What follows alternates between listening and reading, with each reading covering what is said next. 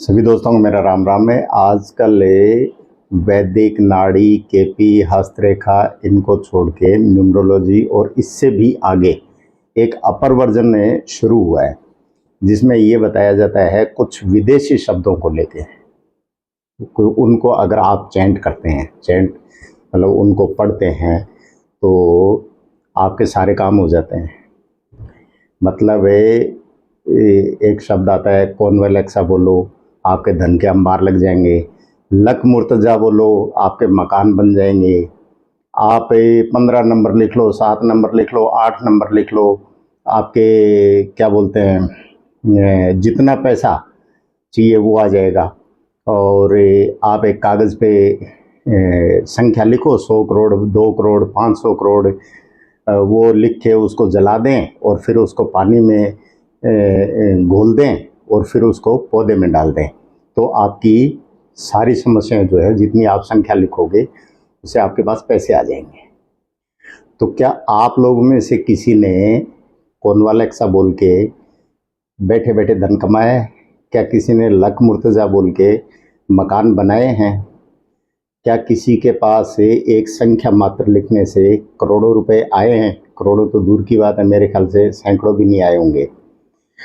क्या किसी को लोन मिला है संख्या लिखने मात्र से?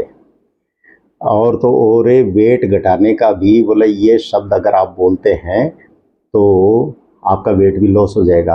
अब आप रोज़ का 10 किलो अनाज खाओगे तो वो एक शब्द बोलने से वेट कभी कम नहीं होगा। तो सबसे पहले तो ये देखने वाली बात है, ये सिर्फ वीवर बढ़ाने के लिए और इन चीज़ों के लिए ये चीज़ें डाल दी जाती हैं, और हर इंसान को एक शॉर्टकट चाहिए होता है। हमारे ऋषि मुनि पागल नहीं थे जिन्होंने क्या विधियाँ बताई थी मंत्र जाप करने की, कि ये मंत्र जाप 1000 बार आप करें, ग्रहण के दिन करें, इस विधि अनुसार करें तो आपका ये काम होगा।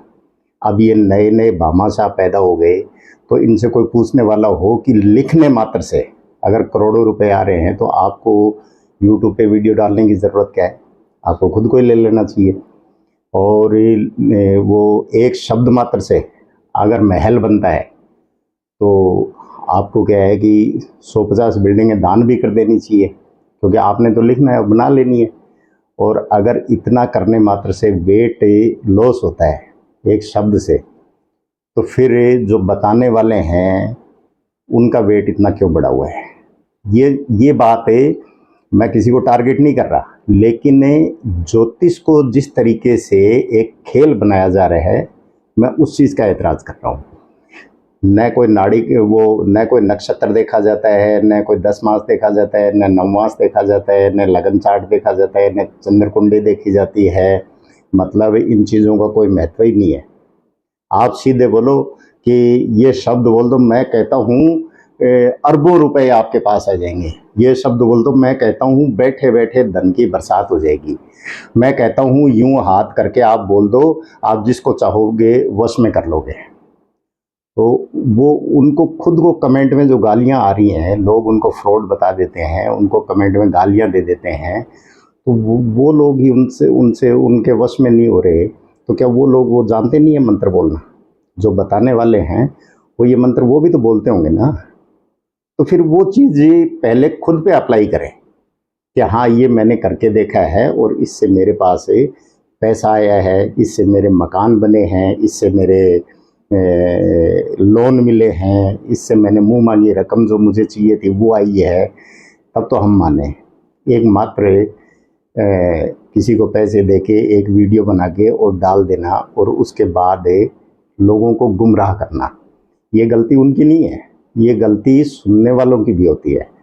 क्योंकि हमारे जो वेद और ग्रंथों में बताया गया है वो विधि, वो बेवकूफ़ तो थे नहीं, वो पागल नहीं थे। तो उन्होंने इतनी लंबी लंबी विधियां बताई कि आप पुख्य नक्षत्र हो तब ये काम करें, कार्तिका हो तो ये काम करें, उत्तरा फाल्गुनी हो तो ये काम करें, भरणी हो तो ये काम करें, इस नक्षत्र में आप अनार की कलम लें, फिर उसको उसकी पूजा करें, फिर उसका वो मंत्र लिखें, अष्टगंध की शाही बनाएं, फिर भोजपत्र पे लिखें, फिर उसको सिद्ध करें, फिर उसके बाद वो ताबीज़ या गले में रखें या घर में रखें तो वो यंत्र काम करेगा।